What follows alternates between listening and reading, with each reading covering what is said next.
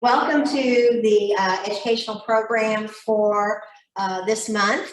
We are going to be learning about the Red Rocks area in Utah, ways to protect it. We're meeting both on Zoom and in person here at the Sierra Club Miami Group offices at Mount Auburn Church. If you come in person, you will always have an opportunity for something fun to eat. Tonight, I made cherry pie and lemon meringue pie. And we will also have updates on our initiatives with the Miami Group Sierra Club. So when you feel comfortable coming in person, there's a lot going on in person, but we will always have the Zoom option. Tonight, we have Clayton Daughenbaugh with us. Did I say it right? Pretty good. Pretty good. And he has been very experienced in working to save the Red Rocks of Utah. A lot of work that the Sierra Club and the Southern Utah Wilderness Alliance are working together. As many organizations in environmental protection, they have to work together in order to meet the challenges of the time. So, would you like to get started with your presentation? Sure, okay. Oh, one other caveat. We are going to be recording this tonight, all the people on Zoom, just so you know that you will be recorded on your questions and answers. And then it will be uploaded to Miami Group website for us to review anytime in the future if we want to, anybody that misses it that would like to look and see. So just letting you know we're recording. Thank you. Right. All yours. You got no more announcements? No. Okay. All right. Well, then let's do it.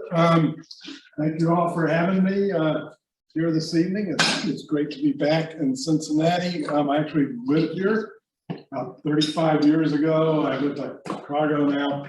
I lived up in Winton Place for 2 years, drove a truck for a food co-op up and down the streets in the city and around the southern part of the state. So it's always good to be able to come back. I spent a little time walking around Sunday afternoon, just remembering why I like Cincinnati so much, the hills and the wooded areas and the character of all the old buildings. Kind of like the Midwestern San Francisco. Anyway, it's a real pleasure to be here. I appreciate y'all having me. I think it's my third time with the Miami Group. I've been doing this with the Southern Utah Wilderness Alliance now for 16 years. And the first time I came through might have been in the brief period of time I worked for the Sierra Club before that. Anyway, I've been here a few times. I think it's the third different location I've been to for the group meetings. And this has always been, from everything I can tell, a very active group of the Sierra Club, getting a lot of work done. And so I'm hoping I'm going to get a little work out of you for Utah here this evening, but I appreciate everything all you guys are doing here locally and in the state. The groups and the chapters are the heart and soul of the Sierra Club. So it's always a privilege to be able to come out and talk to folks. So I appreciate your time and your attention here this evening. I am the Midwest Field Organizer for the Southern Utah Wilderness Alliance. I'm also their organizing director. I've got 5 other folks that I quote supervise. We all work pretty independently. And I also have a number of volunteer positions with the Sierra Club. Currently, I am the vice chair of the National Wildlands and Wilderness Grassroots Network team. And I serve on the Grassroots Network support team. Grassroots Network is a volunteer run. We have 1 staff person entity that provides funds to national and regional issue committees that are volunteer run, sometimes chapters, sometimes even the groups. So that's what Grassroots Network does, and the Wildlands team is one of the teams, the permanent national issue teams that's inside the Grassroots Network of the Sierra Club. So that's kind of second to the chapters in terms of volunteer-driven activity in the Sierra Club. I've held a number of other positions in the organization at the national level over the years here and there, but we're not going to get into all that. You didn't come here to hear that. I want to kind of use this picture here to give a little introduction to the Utah Wilderness Coalition, which is the umbrella organization that coordinates the work to protect wilderness lands in southern Utah, and also to talk about SUA a little bit, so you know who it is you're listening to. There's 4 gentlemen here in this picture. I'm going to introduce you to each of them. The one on the far right is Wayne Hoskisson, who is the wilderness lead for the Utah chapter of the Sierra Club. He has been, Wayne is a Utah wilderness hero. Well, all 4 of these guys are Utah wilderness heroes, but Wayne in particular, he's been doing this since the beginning, like 40 years ago. We did a citizens inventory to determine what lands were eligible for wilderness protection. I say we, most of that work happened before I got involved in 1995 through a Sierra Club activist outing. Wayne was one of the people who was instrumental in putting that inventory together. All of the land in this proposal, when it was at its peak, it was just shy of 10 million acres. It has been walked and photographed. Most of those photographs were taken before there were computers. It's the most meticulous wilderness inventory that's been done anywhere in the country. And Wayne is one of the key people and still one of the key people in the whole effort. To the left there of Wayne is Scott Groney, who is the executive director of the Southern Utah Wilderness Alliance. He's been in this almost as long as Wayne has. And just by virtue of the fact that he's the ED of SUA, it tells you, kind of how extensively he's been involved as well. And it's probably not too much of a coincidence that those 2 are working together, because SUA and the Sierra Club have worked kind of like this throughout the whole history of this protection effort. Up and to the front and to the left is Scott there, is Mark Mariboy. Mark is a past member of the Navajo Nation Tribal Council. He was the first Native American elected to a county commission inside the state of Utah. He just recently turned off of SUA's board of directors and was the driving force behind getting the Navajo Nation to recently endorse America's Red Rock Wilderness Act, which is legislation that would protect us. And you've probably heard of Bears Ears National Monument. Mark was one of the creative geniuses behind the creation of Bears Ears. A lot of the interviewing work of Native Americans in that part of the state that went into the creation of that monument was done by Mark. So out of all 4 of these folks here, I guess that they're all heroes, but Mark kind of stands head and heels above everybody else. And then to the left of Mark is Senator Richard Durbin from Illinois. He is the lead sponsor of America's Red Rock Wilderness Act in the U.S. Senate, has been doing that since 1997 when he introduced it. It had been in the House for many years before that, still is, but he got it in the Senate. And it's kind of like the jobs I've had with the Sierra Club. I'm not going to tell you all the things he's done for Utah Wilderness. There's a lot of them. You'll hear one story a little bit later on. But Senator Durbin is another one of those heroes for the Utah Wilderness Movement. We got him involved when he was first running for the Senate back in 1996. We had several meetings with him. We persuaded him to take a trip. And I like to think that we were the ones who persuaded him to do this, but I think it was the trip. That the land kind of sells itself. But that gives you kind of a clue of how this operates nationally. The Utah Wilderness Coalition has about 100 organizational members across the country. There's a steering committee, but 3 organizations on it: SUA, Sierra Club, and the Natural Resources Defense Council. SUA is a nonprofit organization based out of Utah. Its sole mission is to get permanent protections for the wilderness quality lands managed by the Bureau of Land Management inside the state of Utah. We have about 15,000 members, a little less than half in Utah, a little more than half scattered around the other 49 states, a couple countries here and there, kick in a little bit as well. We have 24 staff. I've already mentioned our organizers. We have an equal number of lawyers on staff. There's all sorts of legal issues that you won't hear too much about them here this evening unless you ask in the Q&A portion. But suffice it to say, we're all very busy. We have some media and communications people, and we have the routine administrative folks of the organization as well, a couple of them. And those folks, they need a shout out because they're always behind the scenes. And if you don't have those people, you don't have an organization that runs and stays alive. So they're important. And then we have another set of folks who have the job to kill for. It is their job to hike. We've got a set of folks.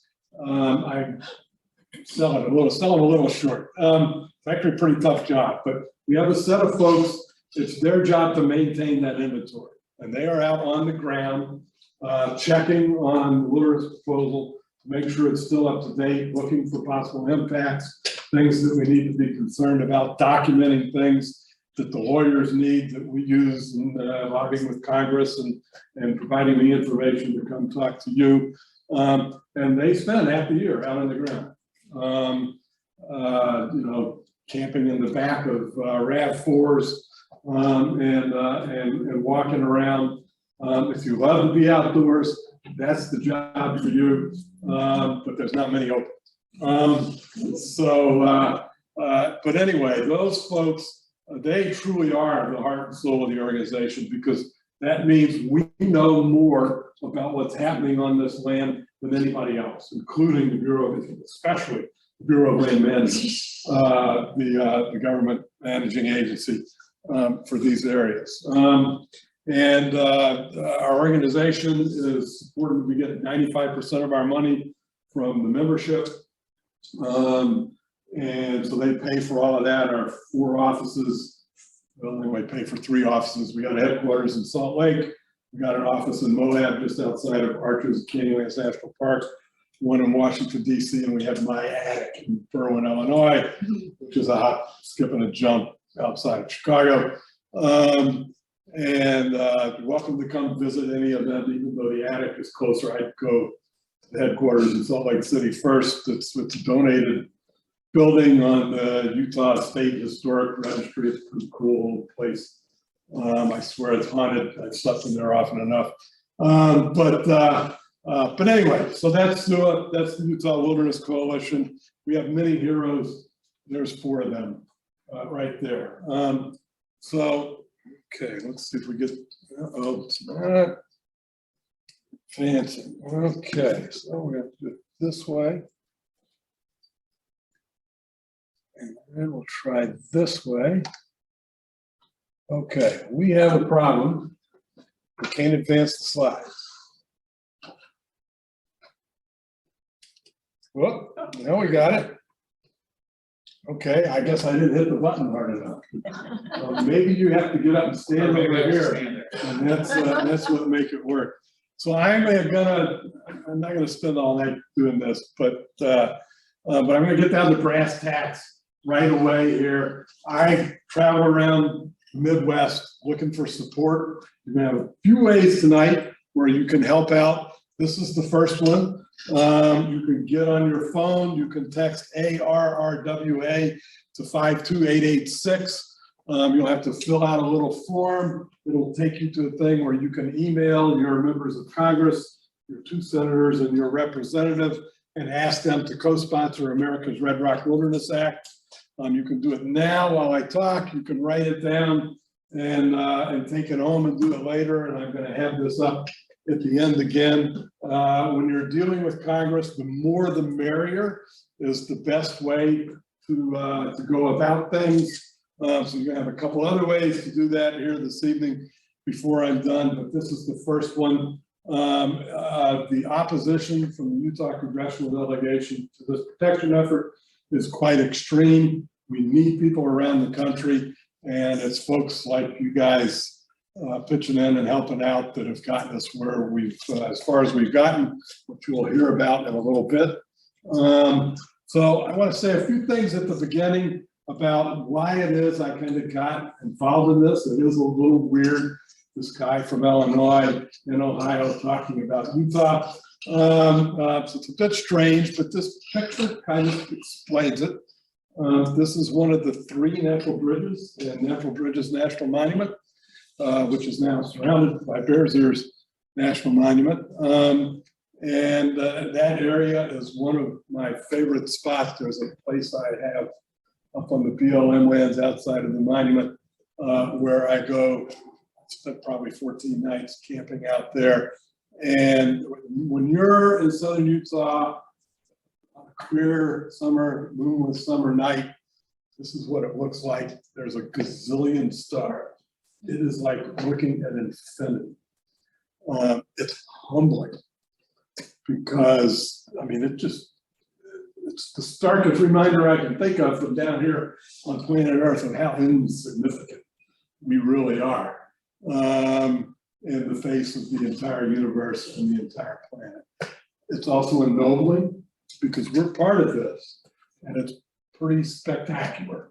To me, it's a very spiritual kind of experience. I raised my kids that to hike is to pray. And I believe that, I find that to be true. And it's that kind of experience in places like this that led me to get involved in this effort initially. Of course, it's not just that. I don't want it just for me. I want it for everybody. I want it especially for these 2. You've got Luke on the right, Sam on the left. They're a little older now. Luke came out of the Navy and he's graduating Saturday from the University of Illinois, Chicago. Sam, though he's younger, is graduating Tuesday after that with his master's from Loyola University. But anyway, you know, all of us who are involved in environmental protections, these are among the reasons why we do this work. Even though I get paid, I do a lot more than what I get paid for. And you know, I'll end the soap opera. But and this is another reason which has kind of grown on me over the years. I didn't quite realize the significance of this when I started out with this work. Obviously, this is the Earth. Speaking of reminders of how insignificant we are, it's a little hard. That is the United States. It's a little hard to spot us there. Those of us in waters protection and land protection efforts, it's not everybody is like this, but I certainly was for a long, long time. It was like, there's this cool special place over there that we don't really need to use, and we should save that place. We're kind of doing Mother Earth a favor by setting aside a few of these places that are left over and leaving them alone so that, you know, Mother Nature will be in charge there. But it's kind of this nice thing that people do. Well, this picture reminds us that actually it's the opposite. The wilderness rules. It's not the exception. It's the overwhelming majority of how the universe operates and how this planet operates.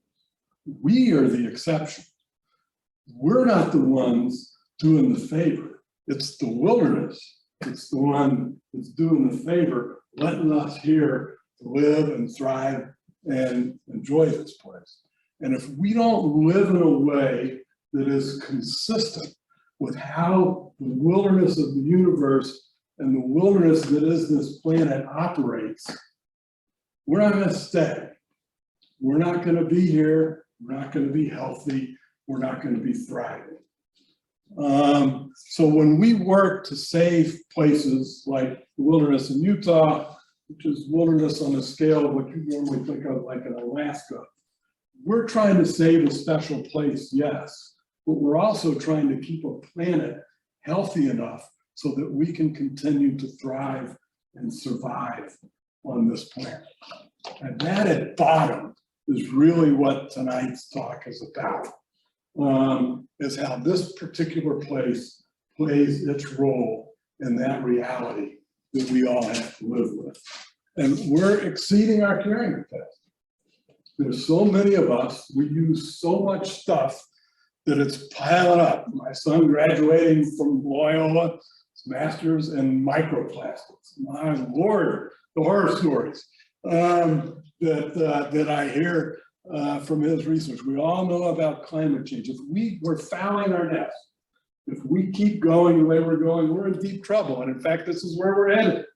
The biologists are telling us that we're rapidly advancing towards what would be the 6th mass extinction in the over 4 billion years of history on this planet. A mass extinction when 75% of the species are eliminated, completely gone, permanently gone. And we forget sometimes we are a species.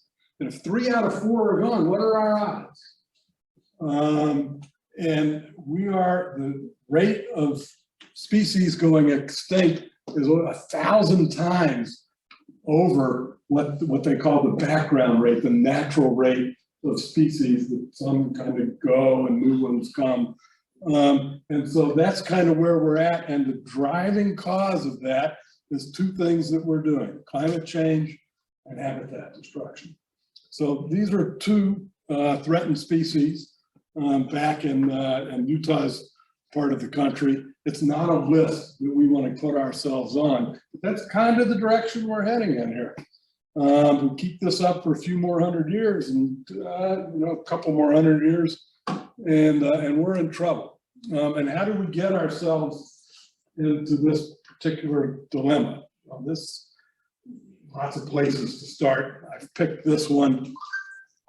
We're all here from the Midwest.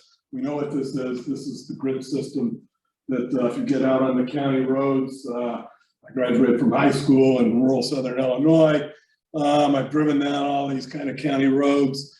And if you fly over the Midwest, you look down on this. This is a good example of how we got ourselves in this situation. In 1785, after the Declaration of Independence, before the U.S. Constitution, that land ordinance was put in place. It established the grid system on the United States. The idea was to survey the land, divide it up so you could put it into parcels and so you could sell it off.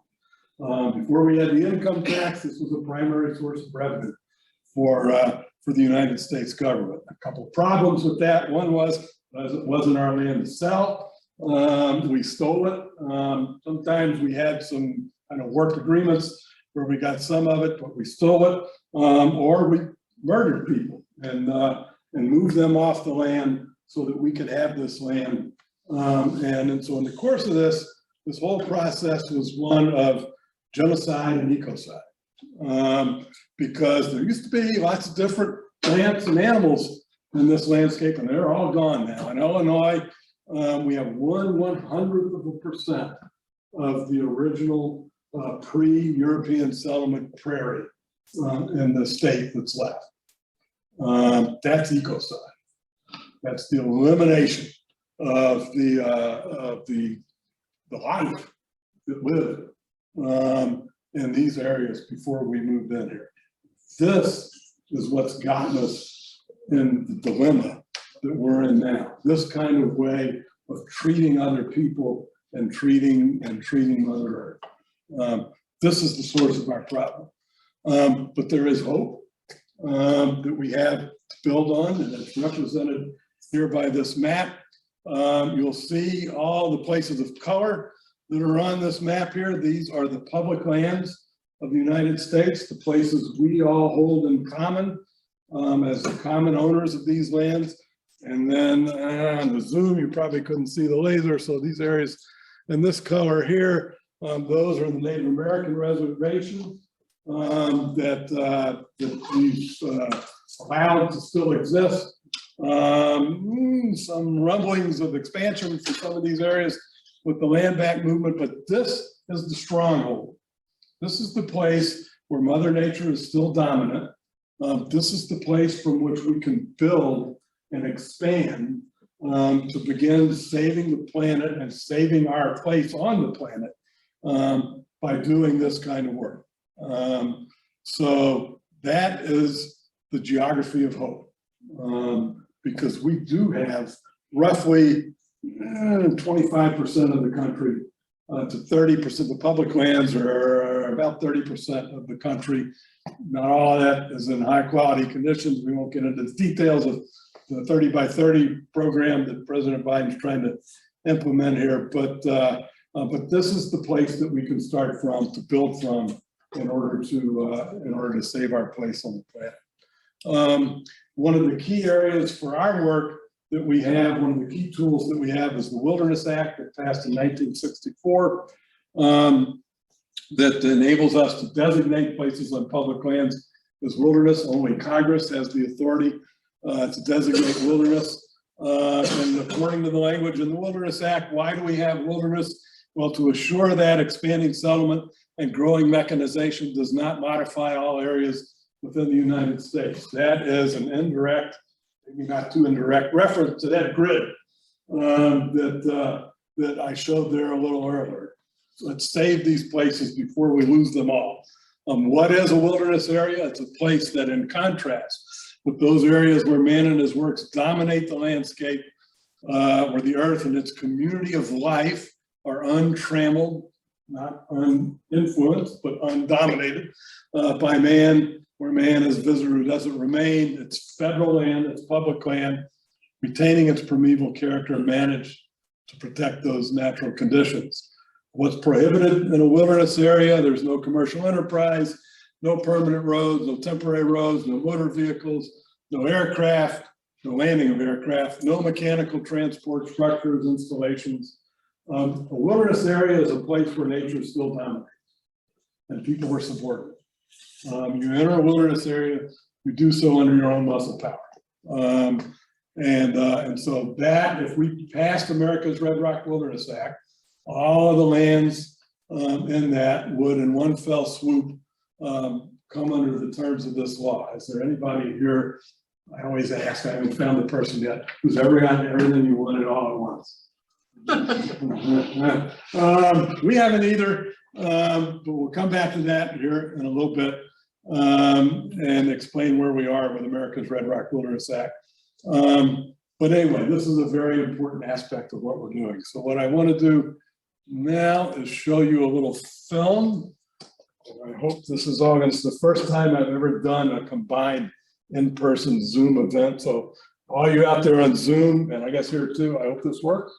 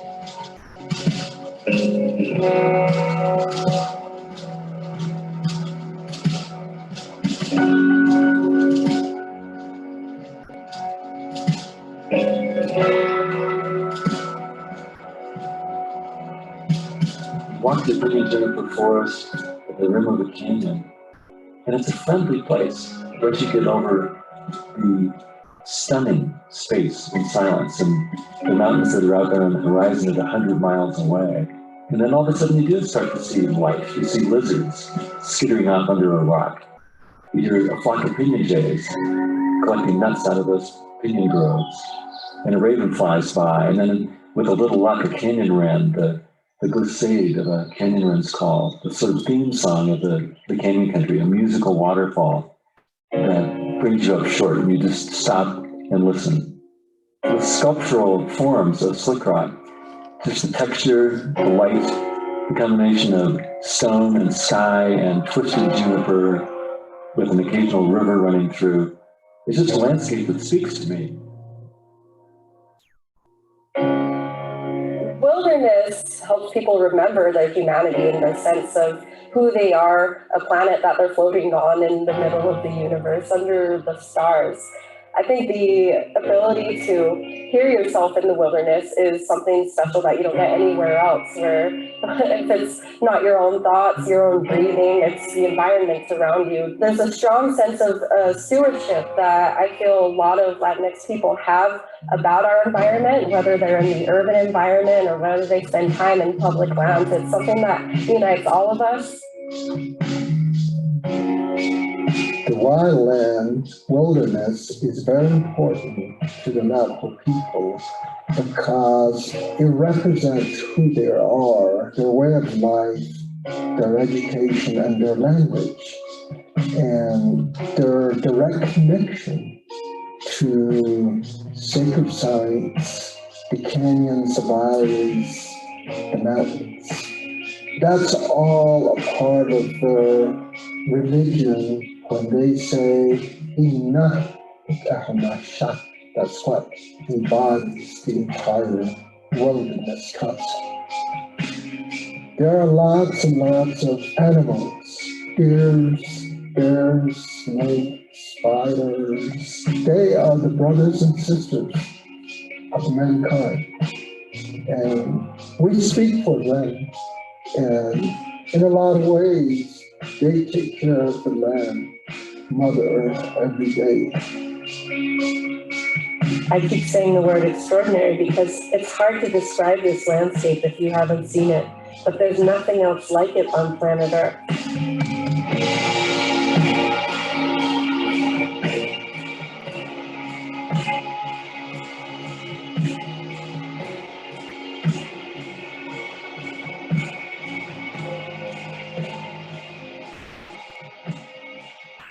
Utah's ground zero for the fight around public lands and what does it mean to have public lands and what does that mean for our communities and our nation. We're lucky in Utah that we have huge landscapes that we can go in and find solitude.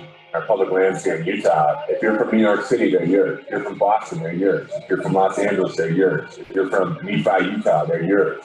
And that's the great thing about wilderness and the great thing about public lands. Utah has been a battleground over the last 35 years, mostly because the politicians that represent this state fail to actually represent the views of the people that live here. And their views are more akin to the oil and gas industry and the mining companies that make heavy contributions to their campaigns. This land is constantly under threat, and without united citizen action, it will be lost. Some of the most serious threats for land proposed as wilderness right now are oil and gas leasing, mining, off-road vehicle usage, basically any human impact that has the potential to destroy the ecosystem.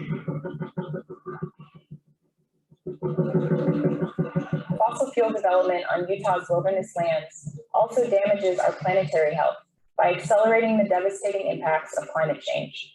Elected officials in the state of Utah are also seeking to limit the lands available for wilderness designation by claiming that thousands of unused dirt tracks and jeep trails are actually state highways under an obscure law known as RS 2477 from the 1860s.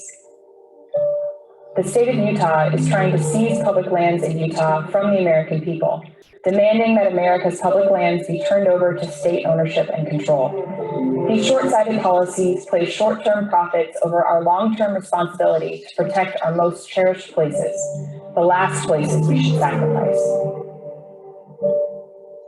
Their main objective is energy development, and I think it goes further than that.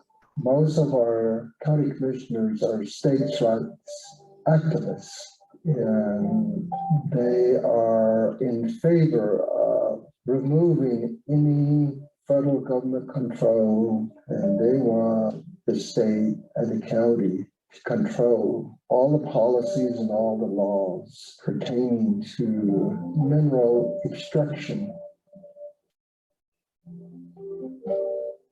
In addition to facing so many threats from climate change, we're also a region that's contributing to climate change because a lot of public lands are being set aside for energy development. If we want to think about climate change seriously, I think it also pushes us to rethink how we manage public lands and think about how we can protect more places rather than prioritize them for fossil fuel extraction. Coming home from Iraq, it took me a couple of years to find my way outside. And when I found my way outside and onto our public lands, things started to click for me in a way that they hadn't before, both from a sense of healing as well as recognizing what, at least nominally, I fought for. There's got to be some places where they're left alone, be freed from industrial energy development. And Brazil's region is one of the last remaining pristine wilderness area that must be protected. In order to protect these lands, citizens of Utah formulated America's Red Rock Wilderness Act. This legislation, which is currently before Congress, will protect over 9 million acres of public land in Utah. It will protect the wildlife, water, and air. It would also preserve the remains of Native American cultures that have been here for thousands of years. America's Red Rock Wilderness Act will prevent oil and gas drilling, mining, and off-road vehicles from causing irreparable damage to these lands. It would also ensure that these public lands remain in public ownership, available for all of us to hike, camp, hunt, fish, or simply spend time with family and friends in wild nature. The public lands in Utah aren't just Utahns' public lands. They belong to everyone. They belong to all Americans. In the last 30 years, Utah politicians have time and time again tried to pass legislation through Congress that would open these lands to development. And time again, citizens from Utah banded together with Americans across the country to stop them. And so the important thing is that you have to have a mass movement with people across the country to build the political strength to stand up to the politicians of Utah. I think first and foremost, everybody needs to know that these are their lands, and whatever happens to them, they should always have a stake in what it is. Doesn't make a difference where you live or where you come from. These are public lands. They belong to citizens of the United States. Citizen action is crucial to the future of Utah's public lands, partly because, unfortunately, our Utah delegation has not stepped up to their responsibility to protect this land. Decision makers respond to public pressure. And we have to show up, no matter who the person is that we've elected to office. We have to show up and tell them what we think. So it's up to us to educate them. I encourage everyone I talk to write letters to the editor. Elected officials read those, they pay attention to them, they keep track of how many support one position and how many support another. The young generation is bringing in these new ideas of how we think about wild places and showing that we need these for our spiritual sustenance and that we love these wild places. And there's kind of the stereotype that public lands are like the old white gray hairs go. And so I think it's powerful to bring in these diverse voices. And I think that's where the real leadership will lie, because it not only shows how many people value these spaces, but also brings in new ways of thinking about how we can protect them in the long term. Young people can make a difference in the future of Utah's wildlands because the voice that young people give to wild places in Utah, the agency that they give to wild places by speaking for them, is really what's going to lead to protected designations in unprotected wild spaces in Utah. Having a restaurant here on the edge of wilderness, I'm in contact every year with thousands of people who have just come out of public lands. And what I hear again and again from them is that wilderness fixes something in them. They long for it, they need it, and then to have the experience of being in it and not to be surrounded by other people, they get to fix something in their hearts. And so it's incredibly important that everyone, all of us who care about wild places, that we get involved, that we speak up for what we love.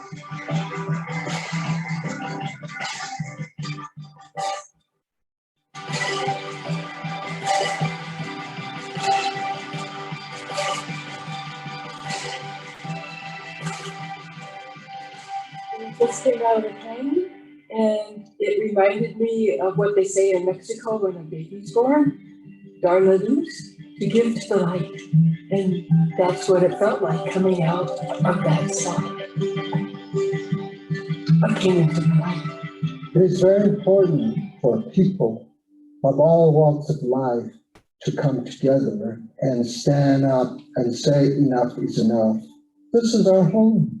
And if we don't say no, if we don't speak up, we're going to destroy our home. We are so lucky to live on this earth, Mother Earth. We have the beautiful landscapes, the sky, the sunlight, and we have young children, many generations to come. And we cannot afford to stand by and allow people to destroy our environment. That's the reason why we should all stand together.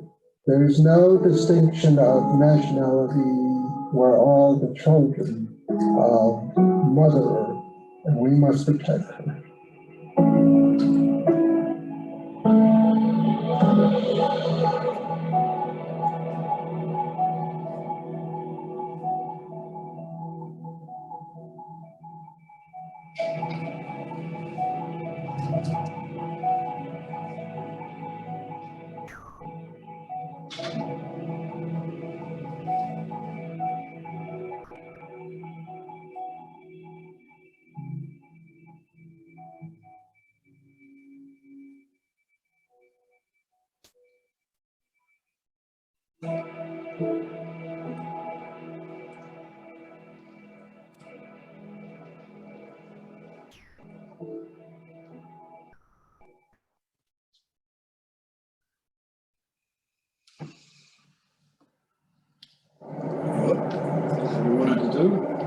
It's not bad. I wouldn't mind watching it again.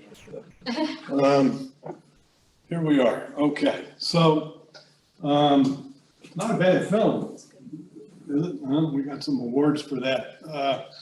So I want to spend a little time explaining about America's Red Rock Wilderness Act, which is the bill in Congress, as I said, that would protect all these lands. The newsletters, those of you here present, have on the table. If you look at the back inside cover, there's a map there of America's Red Rock Wilderness Act. I talked about how exhaustively we documented the proposal. We've got over 50,000 photographs and I forget how many pages of paperwork stored in the office back in Salt Lake City. And not only have we documented it, but that documentation has been confirmed. The Utah congressional delegation said we were lying, that there wasn't this much wilderness that was out there deserving to be protected. So the Bureau of Land Management went back and they did their own inventory, and they didn't quite cover every place that we covered. But the places they did cover that we covered, they said we were conservative. They said there was actually a little bit more that, not a lot, but a little bit more that might be deserving, not that they did anything to protect it. But anyway, they found it out there. And so here is that map. You can see, I'm a little colorblind, so bear with me here. But the kind of burnt orange areas are the areas on the map that are part of the proposal that we have not yet got designated as wilderness. You'll see Grand Staircase, Escalante, National Monument in the lower center, and just to the right of that is Bears Ears National Monument. Those places have pretty substantial protection, but it's not quite as thorough as something under the Wilderness Act. So we still hope to get that applied to the areas inside the monuments that are protected. The areas that are in kind of the greenish colors are the places where we have passed legislation that has provided wilderness protection for those areas. So you can see how we're kind of moving forward on the process here. Okay, come on. Let's try this. You may need to come stand over here again. Yeah, it's not advancing.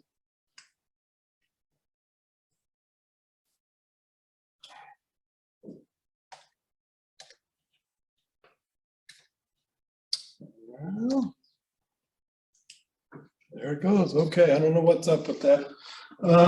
Anyway, I think there are poltergeists here. I think you were right earlier. So a few things about America's Red Rock Wilderness Act, why it's so important to what we're trying to do, even though it's been around for 40 years and hasn't passed, why it's still central. It is the vision of what we're trying to accomplish. It defines the turf of the debate. It says this is what's wild, and it does it in a very official way because it's introduced as legislation into the United States Congress. Everything that has flowed in terms of getting protections and fighting off harms and all of that comes as a result of having made this definition of what is wild. So it's absolutely essential in that fashion. It's also the vehicle for building the coalition to get protections for these areas. It's the thing that, as you're going to see in just a minute, and you've already seen with the tech stuff, it's things that you can do tangibly to help in order to build support. It's also the thing that members of Congress can do to tangibly help by co-sponsoring the legislation before there is any vote that would be taken. They go on record and say, I'm in support of this. And that co-sponsorship is very critical. Now, this is the one story about Richard Durbin I will tell here very quickly here this evening. There was a bill that was introduced a few years back. Senator Orrin Hatch from Utah introduced this bill after decades of fighting off nature protection. He knew he was retiring. In fact, he just died a week ago. And he wanted a legacy. And lo and behold, he wanted a conservation legacy. You know, it shocked the hell out of us. But anyway, he introduced this legislation. It was so-so, wasn't that great, didn't protect enough, had all sorts of loopholes and all sorts of things in it. And so because we had 25 co-sponsors in the United States Senate, Senator Durbin had a credible filibuster threat. So he went to Hatch and talked to him, and they sat down and they negotiated. We got rid of the loopholes. We added another 150,000 acres to the bill. We added 60 miles of wild and scenic river to the legislation. And then we said, okay, all right, we'll go. It's not everything we want. We'll try and get the rest of it later, but we'll go along with this now. There was an agreement that was made. It passed through Congress. It was the linchpin to a larger public lands package that went through Congress because it had Republican sponsors. And lo and behold, President Trump, of all people, signed it into law. The largest wilderness bill to pass through Congress in the last 20 years. So a pretty significant accomplishment that what are we, 3 years away? 3 years away from that getting through Congress. So this legislation is it's also the driver of what we're doing because it puts us at the table. Senator Hatch never would have negotiated. They don't talk to us if it wasn't for this legislation and all the support we have around the country. So what gets us there in order to cut the deal on those rare occasions when the Utah delegation feels compelled to have to do something. And that's happened 2 other times over the course of the years in passing legislation. So there's Senator Durbin. There's our co-sponsors. Actually, as of this morning, we're up to 90 in the House of Representatives. With Senator Durbin there is Ann McKibben, who just turned off as the chair of the Sierra Club's National Utah Wilderness Grassroots Network team. She also was from Chicago. And so what about Ohio?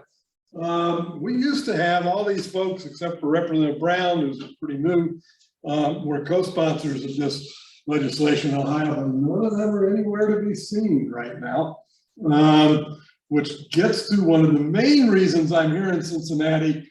I had a great time hiking around, walking around Linton Place yesterday afternoon, but I came here to ask you guys to help. So if you'll look in the middle of your newsletters, and those of you on Zoom, you can kind of see it here. There's 2 postcards in the middle of these newsletters.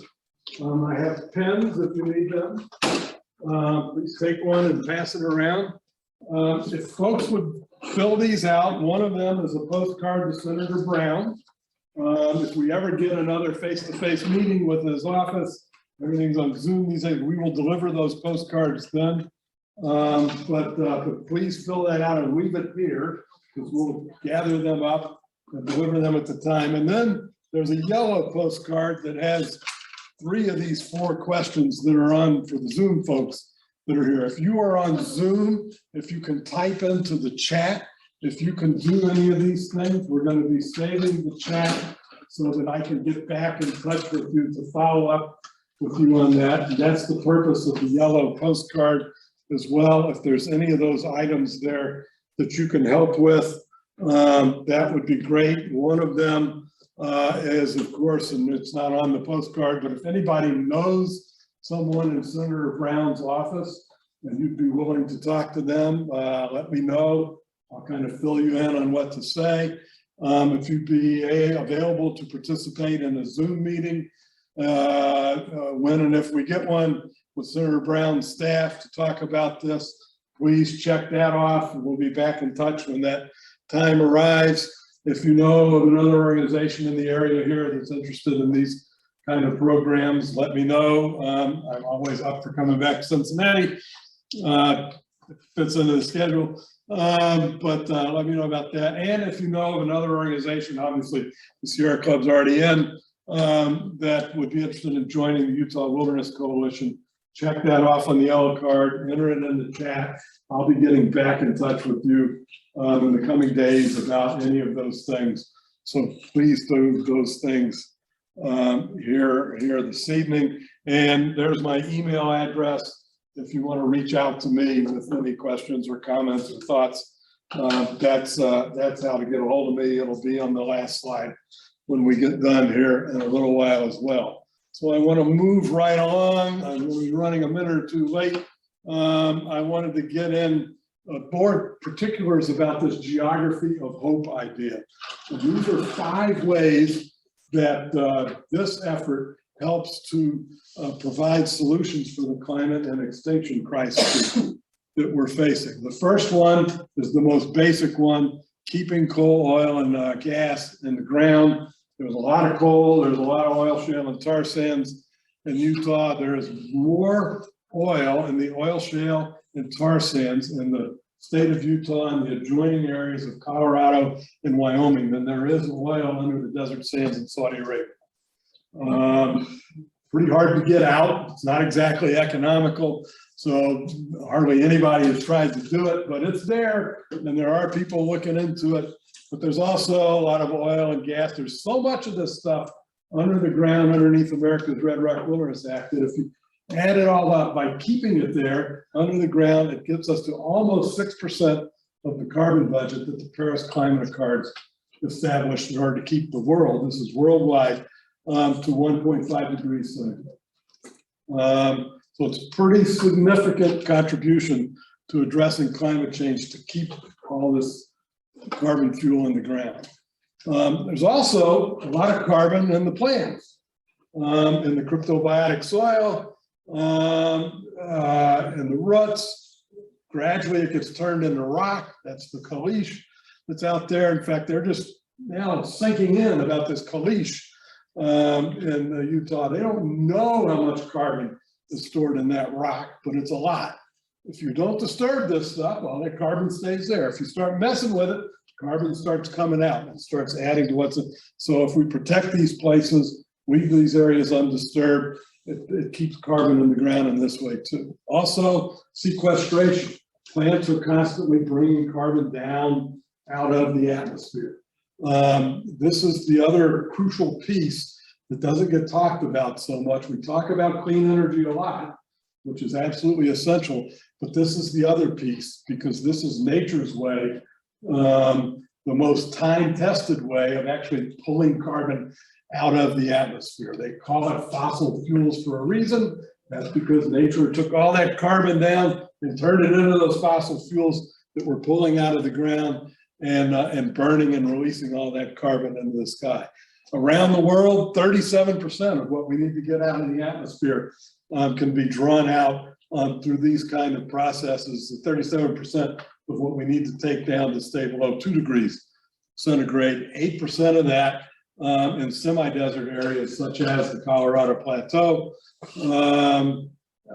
We often think about forests, rightfully so, as the place to draw down carbon, but deserts have a significant role. Semi-deserts have a significant role to play as well. If we leave it alone, by the end of this century, there will be another 10% of carbon that's been drawn down inside these lands in the state of Utah over what's there currently. Wildlife corridors are important for wildlife to adapt. This area is central to 5 key wildlife corridors in the region. Wildlife, the animals that are listed here, but smaller animals, plants, all are going to have to move in order to adapt to climate change. Protecting these natural areas, these core habitats that are connected to other areas, is crucial to addressing the extinction crisis. The areas in America's Red Rock Wilderness Act, the terrain is highly variable, from 10,000 feet down to 4,000 feet, up and down, in and out, so on and so forth. A lot of what they call climate refugia, little niches out there for wildlife to kind of hide away to help survive in the face of climate change. So another very important piece to addressing climate change. We're doing this for Utah, but we're also sort of bringing this around the rest of the country as well. The Bureau of Land Management and the law that establishes it as the authority to establish wilderness study areas. These are places where I said, you know, they go out and they inventory. They say, yes, these are lands with wilderness character, but do they do anything about it? Well, this is how they can do something about it. If they designate it as a wilderness study area, it gets protection. And the history of that is that it stays that way unless Congress makes a decision otherwise. It can be undone every 20, 25 years when they do a resource management plan. But there's over 30 million acres like this, actually more, but we haven't been able to document it all yet, across the West that could get this kind of protection. We're in the process of talking with the Interior Department, the Biden administration, to get them to resume the practice of establishing wilderness study areas. This was stopped under President Bush. We tried to get Obama to restart it. It didn't work. We're, I think, on the cusp, but we're not there yet, so I don't want to say too much, but there's an ongoing actual conversation, and we think we might actually get them to do that. Of course, then they have to roll it out. It doesn't happen automatically. But anyway, this is another project that the Utah Wilderness Coalition is working on. These are where those 30 million acres are scattered around the western part of the country on Bureau of Land Management lands out west. So I want to spend, before I close here, a few minutes talking about the role of the Native American tribes in the area. This is the founding moment of the Bears Ears Intertribal Coalition in the summer of 2015. This was the coalition that came together to advance the Bears Ears National Monument proposal that had been developed by Daughenbaugh, which Mark Maraboy at that time was on the board of directors of Daughenbaugh. I talked about all the interviewing work he did earlier. So their proposal was adopted by President Obama, and he designated the national monument in his last month in office, December 18th, I think it was, right there towards the end. There's another 100 folks on this side of those people, and those are the Bears Ears Buttes in the background there. This is the tribes that have been in this area over the centuries. All of these folks, except for the Shoshone, still have lands, reservation lands inside the state of Utah. The Pueblos are represented by the picture on the left. They had thousands of people in the southeast corner of the state 1,000 years ago. They're now in Arizona and New Mexico. So there's deep, deep history. I talked earlier about the San Juan County Commission. And here we have on the right is Willie Gray Eyes, who, when he got elected to San Juan County Commission here a couple years ago, was president of Daughenbaugh. To his left immediately is Kenneth Maraboy, the brother of Mark Maraboy. They're two of the three San Juan County commissioners. It's the first time there's been a Native American majority on a county commission in Utah, I think in the whole country. And it's been historic for the conservation effort because it's reversed the position of the county on the Bears Ears proposal and other land protection efforts.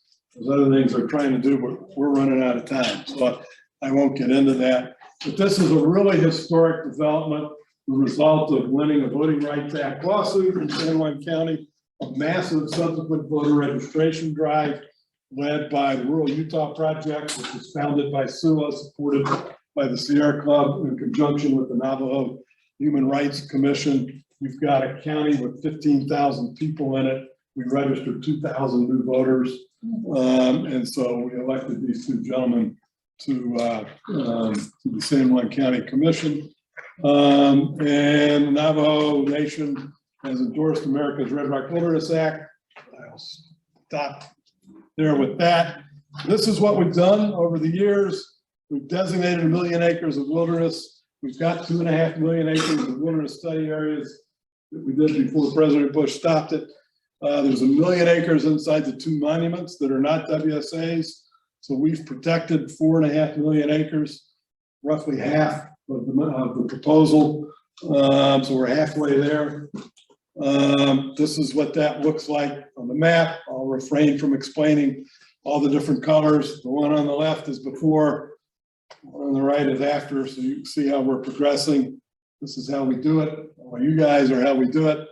We do it for these folks so that these places will still be there for them and their kids and their kids' kids on into the future. And we do it because these places have their own intrinsic value. They deserve to be protected, whether or not any human ever sets eye or foot on them.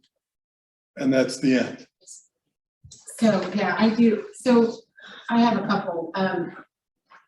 So in Utah, do you see trending at all away from the hard conservative politics with all of this activity and activism that you guys are doing?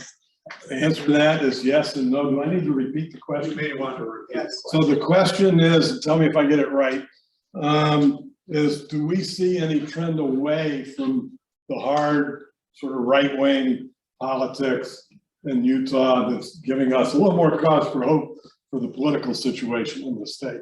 Did I get it right? Good. So yes, the answer to that is yes and no.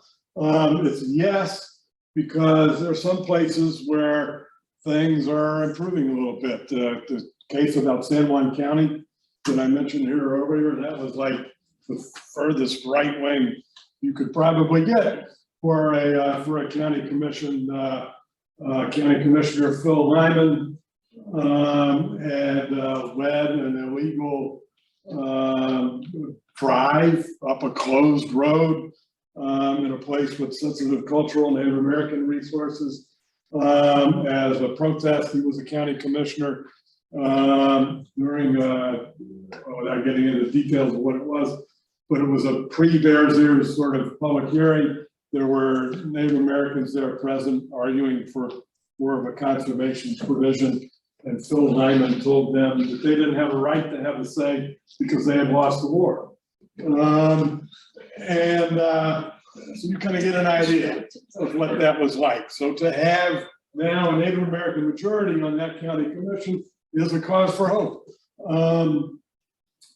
Just north of there is Grand County, where Moab is, and that county commission now has a progressive majority on it as well. So you know, those are reasons for hope. The polling in the state has consistently over the years shown that roughly 60% of the people in the state would be supportive of much more land protection than is currently in the place there. They support Bears Ears National Monument. They support Grand Staircase, Escalante National Monument. That's all cause for hope. The sad reality is that the majority of people in Utah consistently vote Republican, and the way the nomination structure is set up inside the state of Utah, you are more than likely going to get the right-wing elements of the Republican Party who get nominated for elected office. And I don't see any time in the near future where, say, the Utah State Legislature is going to flip around from that situation. They gerrymander the congressional, like Salt Lake City and the immediate surrounding area there is far more progressive than, and Salt Lake City is divided into all 4 of the Utah congressional districts. There was an article here a while back. The state passed a referendum mandating a commission to establish the districts. Former Congressman Rob Bishop was complaining about the commission because it wasn't sustaining the drawing of the districts in such a way that it would make sure that public lands issues and the way he wanted them to be addressed would continue to be addressed by the Utah congressional delegation. So they literally gerrymander the districts in order to keep progressives out of the United States Congress. They have even passed a law in the state of Utah that says that if you're an elected official or any government official in a local unit of government in the state of Utah, and you want to endorse a piece of federal legislation that would add to conservation measures in the state, that before you can do that, you have to go before a set of a half dozen committees in the state legislature and justify what it is you want to do. They can't stop you from speaking, but they're going to make you jump through all these hoops if you want your local unit of government to take that kind of step. So it's kind of stacked against us. And so, yeah, there's hope. No, we got a long ways to go. So, did you have a question?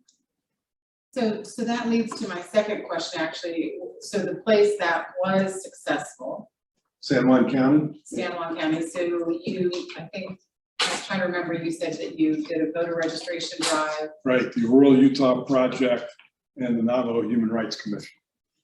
So is that kind of now your blueprint to go to other locations? The Rural Utah Project is doing some organizing in some of the other counties. They have a ways to go. Things are pretty entrenched. They're very small population counties. And Grand County has got a fairly progressive county commission. Even there, it's kind of hard to get them to step up and do a wilderness bill because of the controversies there and the things that I just cited. But yeah, but there's organizing that's going on, but it hasn't changed. I mean, all of that's very important, but in terms of this particular endeavor, it hasn't changed the calculus, in that there's just not enough there to overcome the established roadblocks to mean that we don't need to go around the country and get huge amounts of support from across the country in order to force them to come to the table. And they can consistently still get elected without taking pro-conservation positions, except in some of the very local units of government. So, yeah. Yes. Why is Sherrod Brown need convincing? That's a good question. I don't know why Sherrod Brown needs convincing. He has co-sponsored once in the past. We've, I think the most diplomatic way to put this, the legislative person in the DC office that handles these issues, I don't think is especially invested in this sort of thing. And so, you know, we need to do more than make a good argument. So we need folks contacting, you know, as many people as we can inside his office. And if you ever see him personally anywhere and could ask him to resume his co-sponsorship of America's Red Rock Wilderness Act and tell him what it is, that would be wonderful. He has done it in the past. His record is sufficient that I would think that eventually, if we get to him, that we could probably get him to do it again. But needs to happen. And it hasn't happened.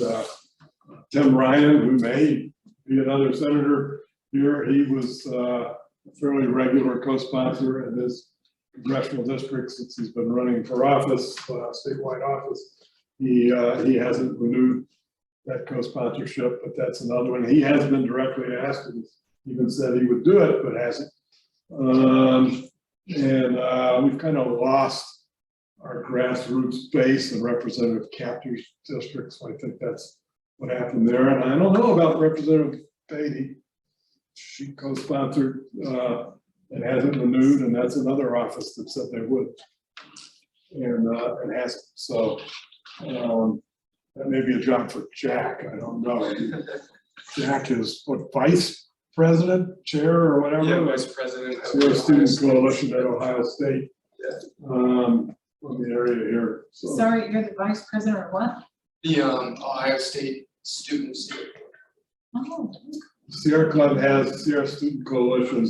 It's technically a chapter of the Sierra Club, and except it's nationwide.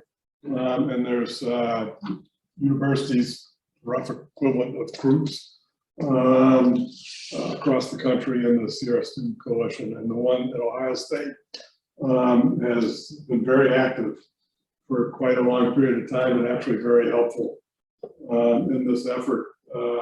4-year time in college, students have gone in and met with Senator Brown's office, Representative Beatty's office, not just on this, but on other national conservation issues as well. My experience is it's a good group of folks. So, yeah. So are there other, like what you're doing in Utah, are there other efforts and other national efforts of this sort for wilderness? Oh yeah, there's oh my gosh, there's wilderness legislation in Washington and Oregon, California. There's a package of bills that hopefully will move in the lame duck session at the end of Congress. One from Washington Wild Olympics, there's 3 in California.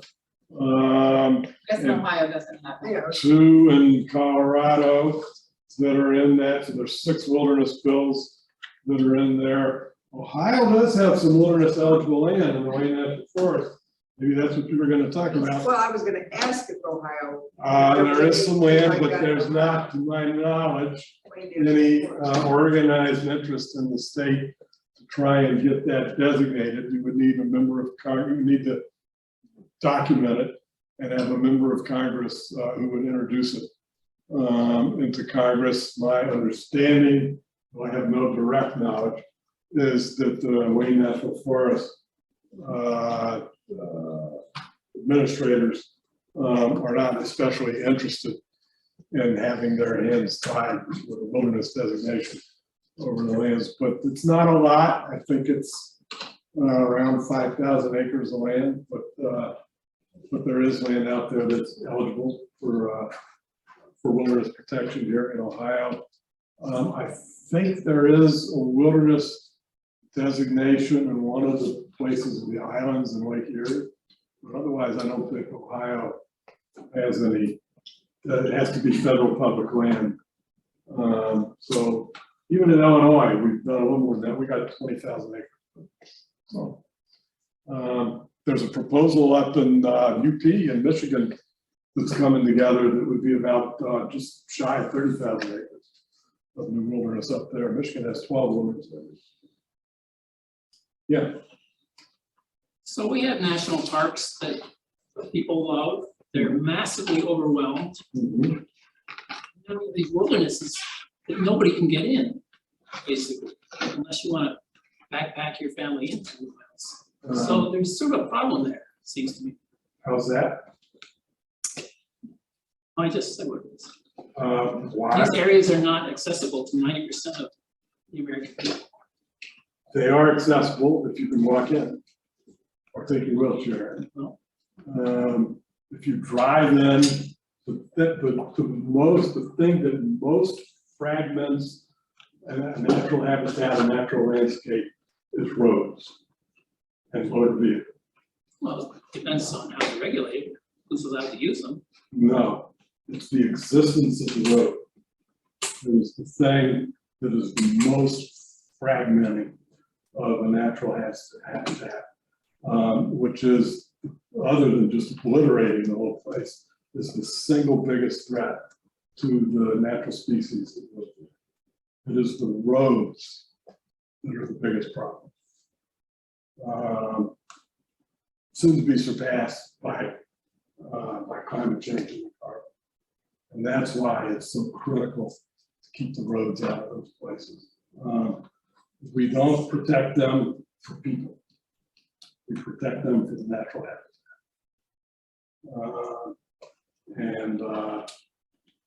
That's why it's there. In the wilderness proposal, it's divided into 60 units.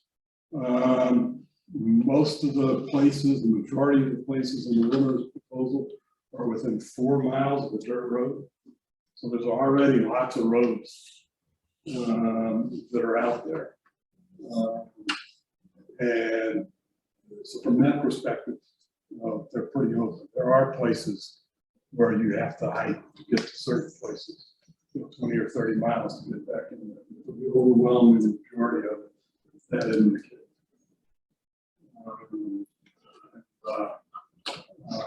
But that's the thing, it's the fragmentation that decimates the habitat in the wild place. And it's the roads that cause that fragmentation. So that's why it's so important to keep the roads and the vehicles out. So it does limit access from that perspective, but it's people that are causing the harm. So don't keep a lot of people out. You don't have the landscape. What you want to go see isn't there. If that's the standard. That's just the hard reality that we're stuck with. Yeah. One more question, I swear.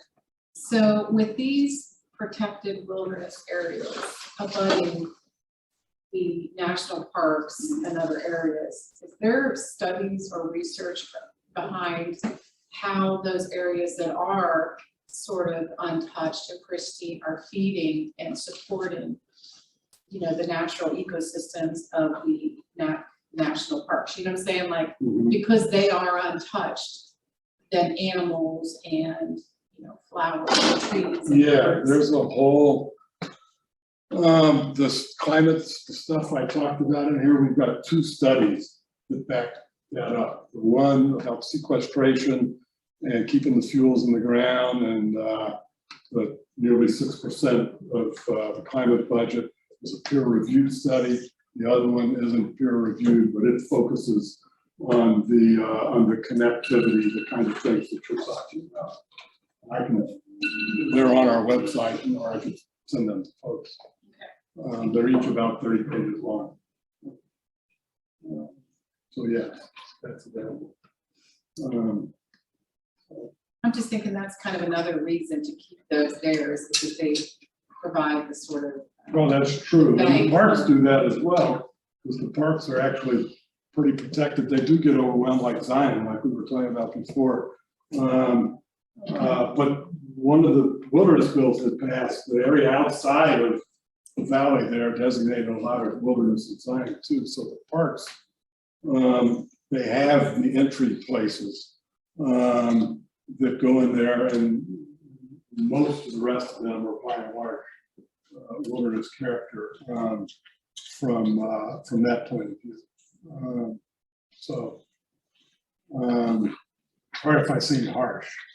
I didn't mean to seem harsh. But, Do we have any questions from people in Zoom? Okay. What an informative experience to hear from you tonight. All the good questions. I want to thank you, and I hope that we'll have a good response to help preserve these lands in Utah for all of us, because we are the United States of America. Right. And that means we have public lands for all of us, and not just one state over another. So I'm going to say goodnight for this tonight, and thank everybody here. And we're going to end the Zoom call, and I'm going to ask you that are here to help me clean up Would that be okay? So you could- If they-